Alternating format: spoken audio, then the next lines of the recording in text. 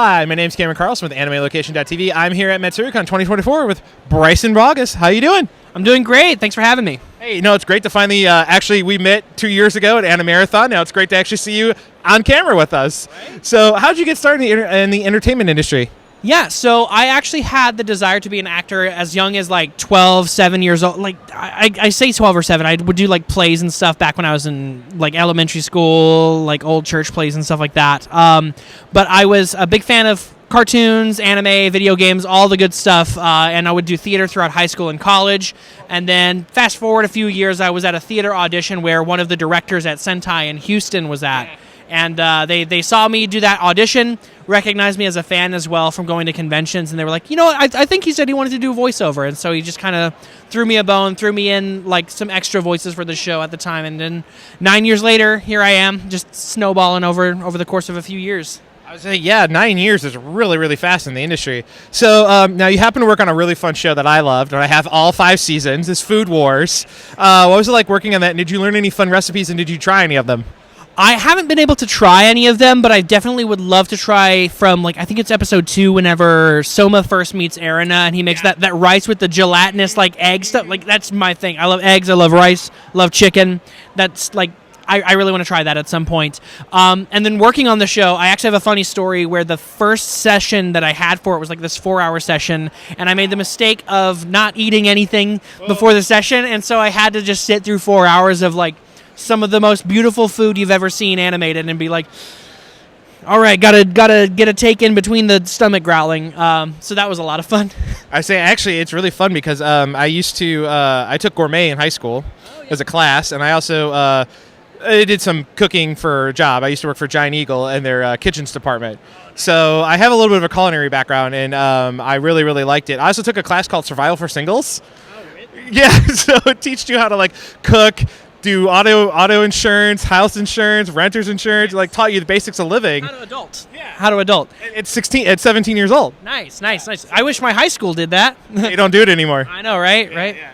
So, but again, I love Food Wars. Like I said, I have all 5 seasons on Blu-ray, so I loved it. I love the whole thing, and I know those are real recipes too. Yes. I mean, not all are 100% real recipes. A little bit. They get a little creative with it as it goes on, but you can create most of those. I'm pretty sure. I'm not blowing anybody's clothes off, so. Oh, of course.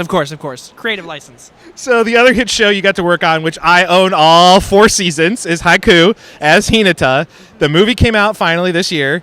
What's it been like to really bring a lot? I mean, he's such a unique character in terms of his aspirations, his goals, his motivations, and then you look at where he is as a person in that growth of, well, of course I just want to play volleyball and this is my end goal, but like it's that growth of building character development, building team elements, and then you really, really get invested in him, and the fact that he doesn't always see everybody as a true opponent. Yeah. He sees him as this opponent that's also my friend. Exactly. So how did you make sure that you capture all of Hinata's crazy energy when you got to perform him?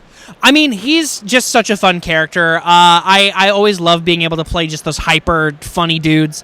And he's got plenty of moments like that. I think as a character as well, just his growth, it's really emblematic of the kind of person that I've always wanted to be, is like somebody who has a goal. Like, I've been wanting to be an actor since I was really young, and I made it happen. And even though I was able to make it happen, I still wanted to reach that next level and try to improve myself as a performer.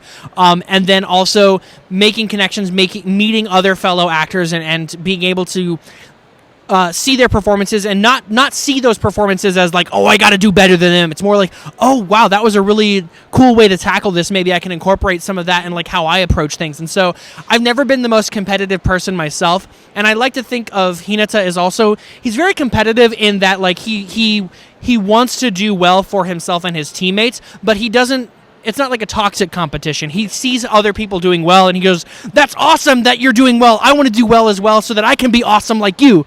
And that's the kind of energy he has, and I always try to bring to the table for him. So that's what I love about him. No, like I said, I think you can really connect with him on a deep level, that he's just like this naive person who only got to play one volleyball game in middle school, and then he hits high school and he's the smallest guy on the team, and he's like, I'll prove to you that just being small doesn't mean you can't play the game. Exactly. And he just, I like to extrapolate that as well. Just any obstacle in your life, if there's something that you really want to do, you'll do what you can to overcome those obstacles as well.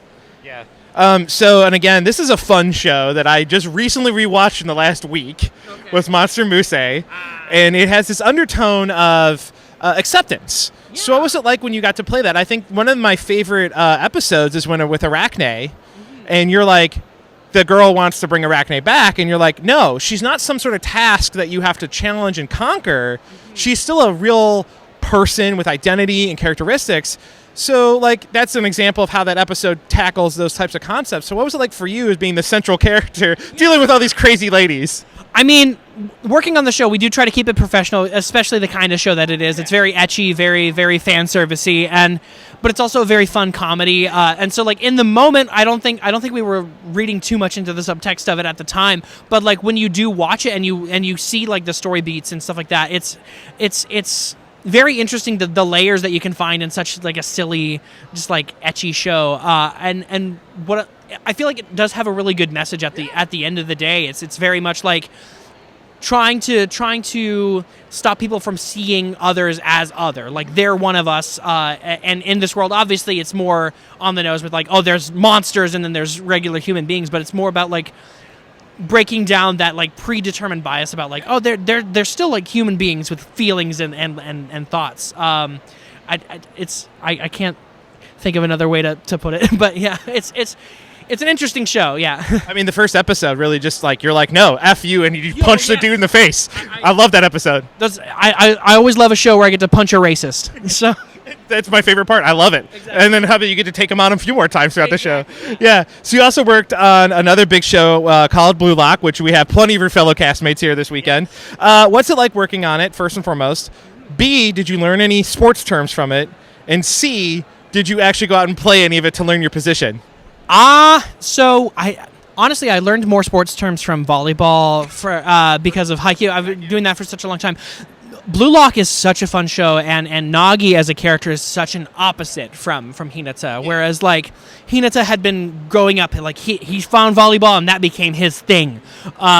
And then Nagi, by the time in season 1 of Blue Lock, he'd only been playing for like 6 months or so, and he never really had that much of a drive to it. He just had like this natural inclination to it. And I feel like him as a character is very exemplary of that kid that you love to hate in school that would always get like A's and 100% on everything and never even open up the textbook to study. But what I love about that character arc for him is that he reaches that wall where it's like, this raw talent that you have can only take you so far.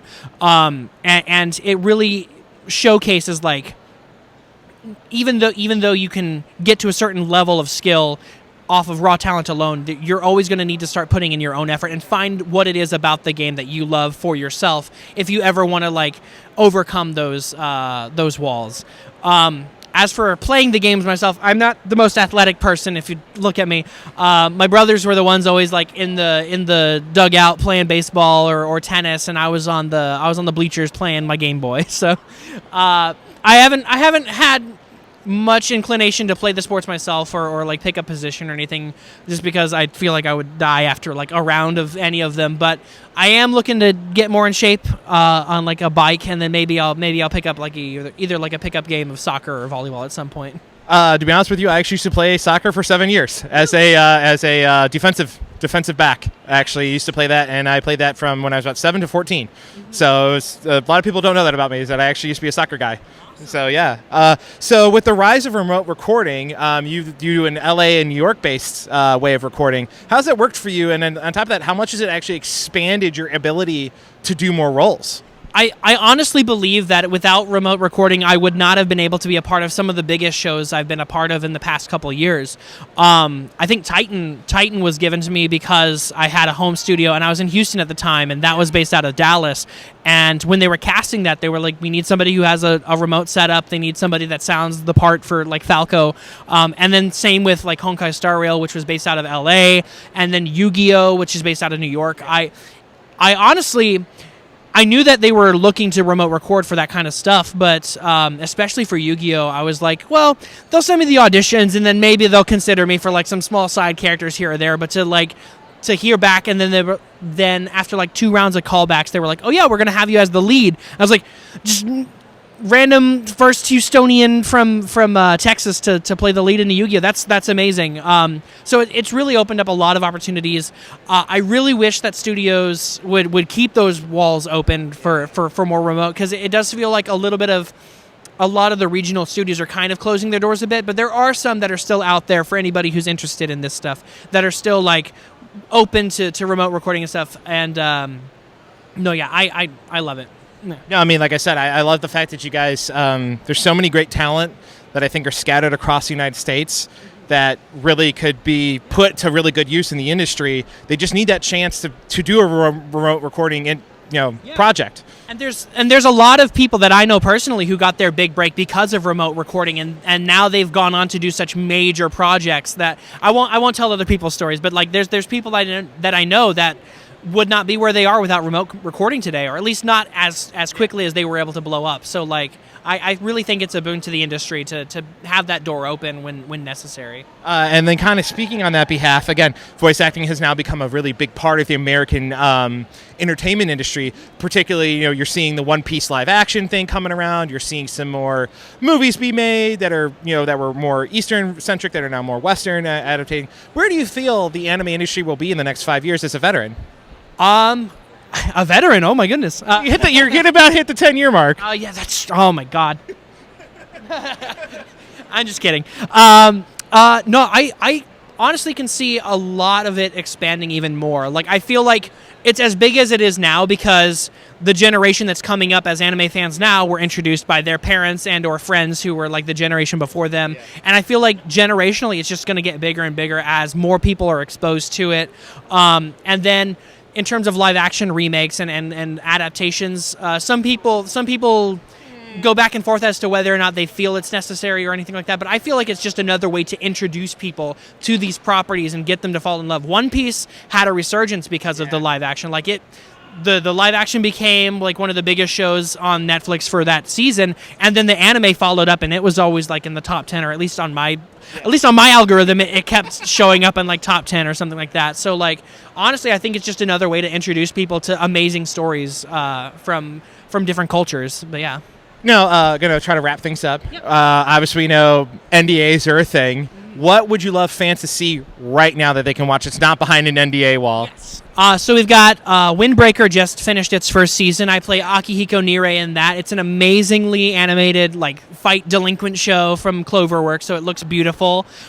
We've got season 2 of Blue Lock coming up here in October, alongside season 5 of Danmachi.